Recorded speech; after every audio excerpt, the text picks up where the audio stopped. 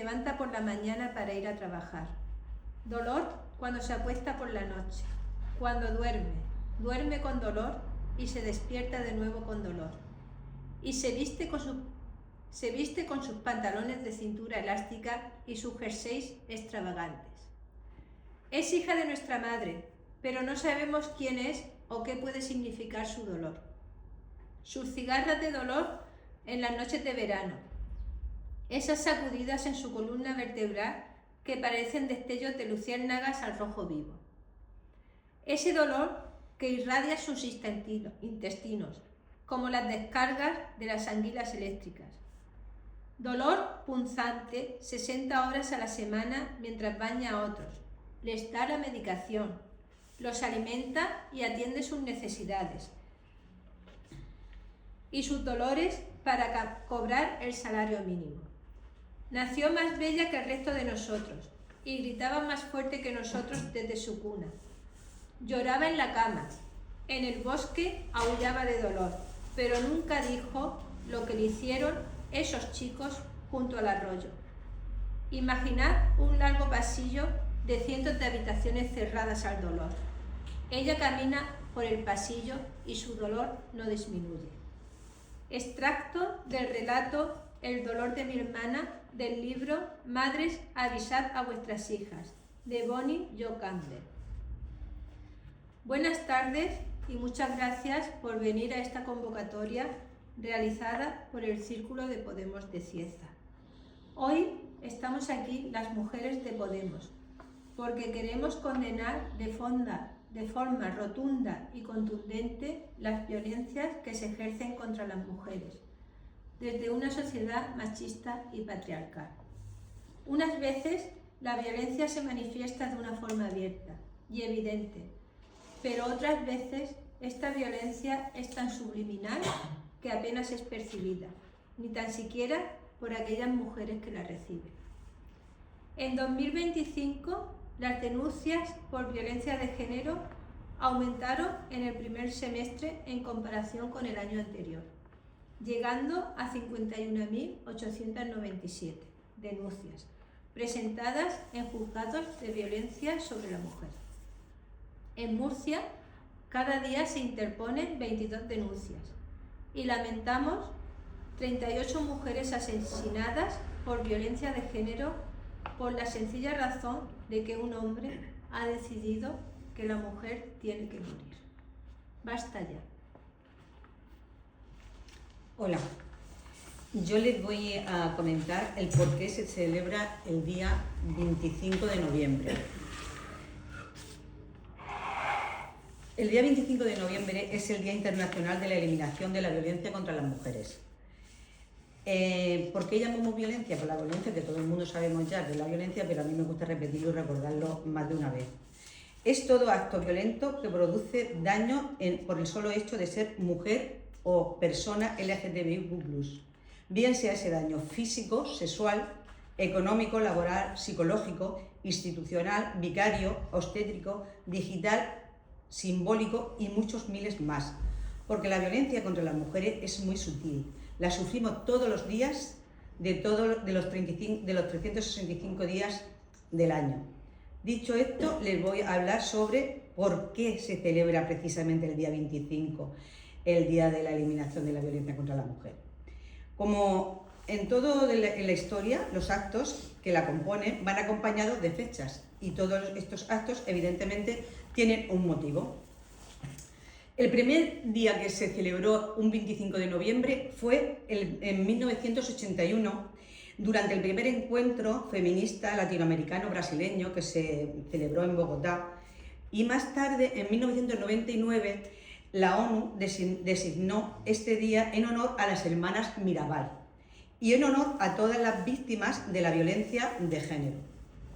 ¿Quiénes eran las hermanas Mirabal? Pues eran unas activistas que se opusieron al régimen dictatorial del dictador Rafael Leónidas Trujillo. Se unieron al movimiento clandestino contra la dictadura de la República Dominicana. Ese movimiento se le llamaba 14 de junio, convirtiéndose ellas, las hermanas Mirabal, en un símbolo de lucha contra la violencia de género y contra la opresión a su pueblo. Eran conocidas popularmente como las mariposas. Fueron encarceladas y torturadas varias veces, al igual que sus respectivos maridos, por su disidencia y participación en el movimiento de la resistencia.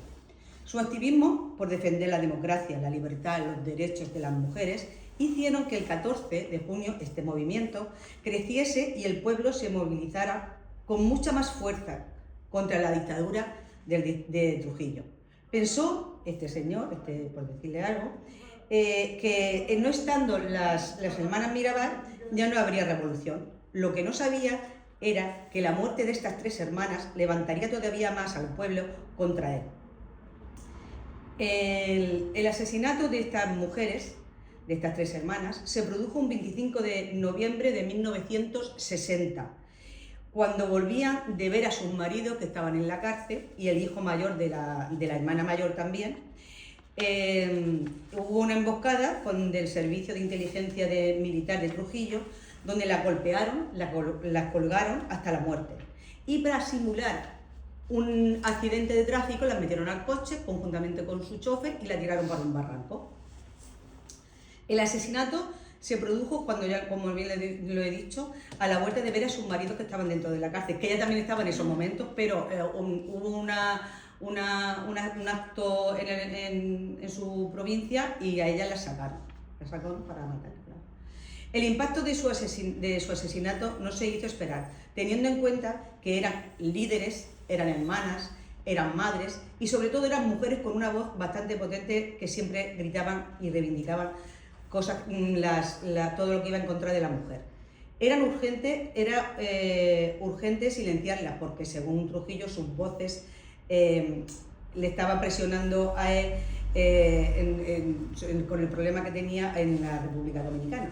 Su asesinato generó una mayor indignación popular que contribuyó a la caída de la dictadura, que fue cuando a él lo mataron 6 meses después de mandar él que matasen a las 3 hermanas. A él lo mataron en mayo de 1961. Estas 3 hermanas, eran 4 hermanas, pero la más pequeña no era activista, eran las 3 mayores. La primera se llamaba Patricia, que era la mayor, murió con 36 años, ella era mecanógrafa. Minerva tenía 34 años, era doctora en Derecho, fue la primera mujer que consiguió el primer doctorado en la República Dominicana, doctorado en Derecho. Y María Teresa, de 25 años, ella era matemática. Por tanto, por todo esto es por lo que pedimos justicia, verdad y reparación contra todo tipo de violencia en el mundo. Nada más, gracias.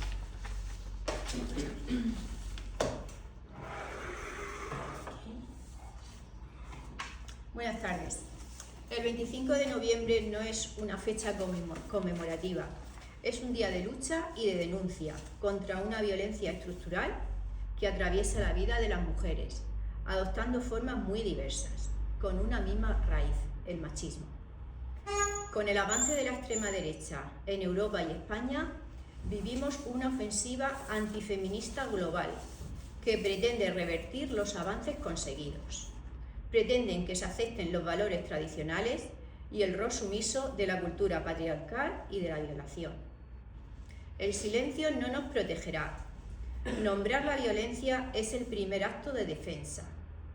Esta idea es una invitación colectiva a reconocernos y protegernos las unas a las otras desde la palabra, el pensamiento crítico y la lucha. Por ello se da una violencia política que ridiculiza, señala públicamente y amenaza a periodistas, activistas y políticas, con el fin de desacreditar y disuadir de ocupar espacios de poder y decisión. También la violencia digital, con campañas coordinadas de odio, discursos misóginos. El espacio digital se ha convertido en un campo de linchamiento y control patriarcal. Es necesario que las instituciones reconozcan este tipo de violencias y así poder garantizar una respuesta institucional integral, con medidas legales, formativas y de acompañamiento. También hay una violencia institucional, que se sostiene en el deterioro general de los servicios públicos, listas de espera y recortes, falta de centros de crisis y casas de acogida, feminización de la pobreza, brecha salarial, sobrecargo de cuidados, sanidad eficiente, como lo que está ocurriendo con el cribado de cáncer de mama. Y hay una violencia ejercida desde el propio Estado, en forma de redadas y desahucios a mujeres en situación de pobreza, a migrantes, a racializadas, a las mujeres trans y a las víctimas de trata o explotación sexual. Las leyes feministas funcionan, la justicia no. El sistema judicial premia el silencio. Las víctimas de violencia sexual prefieren llegar a un mal acuerdo que enfrentarse a un juicio por la revictimización a la que se ven sometidas. A la derecha y a la extrema derecha le dan igual las víctimas, con el desmantelamiento de espacios de igualdad donde se atiende a las víctimas de violencia machista y las responsabiliza de las violencias que sufren, poniendo el foco en la conducta individual de la mujer en lugar de cuestionar la cultura de la violación. Algunos datos: desde 2022 se han contabilizado 87 feminicidios, 104.770 mujeres víctimas de violencia de género que viven con protección policial, 70% de chicas entre 18 y 30 años han sido víctimas de violencia digital de género. Los delitos contra la libertad sexual son los que más crecen en España. Y para terminar, un 44% de los hombres cree que el feminismo ha ido demasiado lejos. Muchas gracias. Le paso la palabra a María Jesús.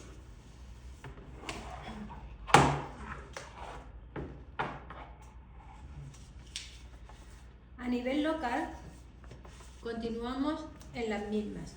Las políticas de igualdad sencillamente se omiten, como si no existieran.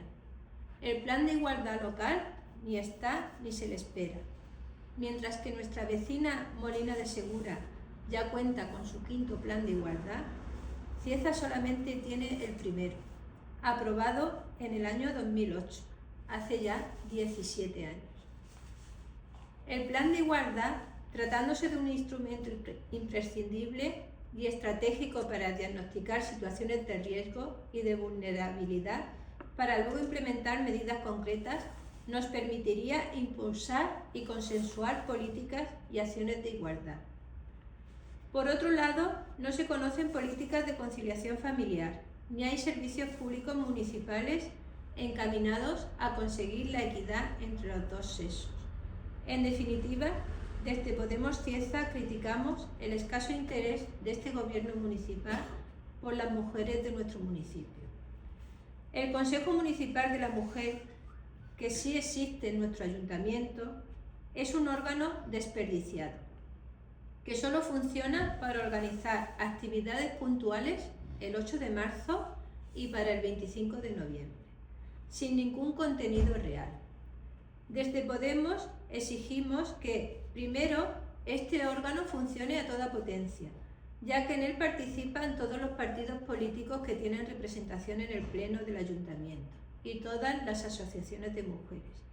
Y en segundo lugar, que en él se trate temas relacionados con la igualdad de género y se trabajen propuestas para presentar a Pleno. Y Podemos Cieza propone que una primera iniciativa de este órgano podría ser la de modificar sus estatutos para que todos los partidos políticos que tienen actividad en Cieza y lo soliciten formen parte de él, aunque no tengan concejales en el Pleno de la Corporación, en aras de que toda la sociedad ciezana esté mejor representada y garantizando el pluralismo político. ¿Y qué puede hacer un ayuntamiento para promover que las mujeres no sufran discriminación en su ciudad? Pues, entre otras cosas, utilizar un lenguaje inclusivo, realizar campañas de sensibilización, fomentar la participación femenina, campañas de educación en los colegios e institutos, pero campañas realizadas durante todo el año, no puntuales, y apoyo a las mujeres a través de acciones y proyectos programados por la Concejalía de la Mujer. Todas estas acciones por pequeñas que parezcan, son importantísimas, porque lo fundamental es luchar contra las actitudes machistas. La actitud influye en la violencia de género al fomentar creencias y percepciones de desigualdad, dominación y justificación de la violencia, tanto a nivel individual como social. Las actitudes negativas, como los estereotipos de género tradicionales, la tolerancia a la violencia, que en ocasiones tiene tal magnitud que no la percibimos, y la minimización del problema actúan como factores de riesgo que legitiman y perpetúan comportamientos abusivos, de control, humillación y agresión. Y es ahí donde tiene su campo la acción de la actuación municipal y la educación, que deben ir de la mano. Eso es todo. Muchas gracias. Y si tienen alguna pregunta.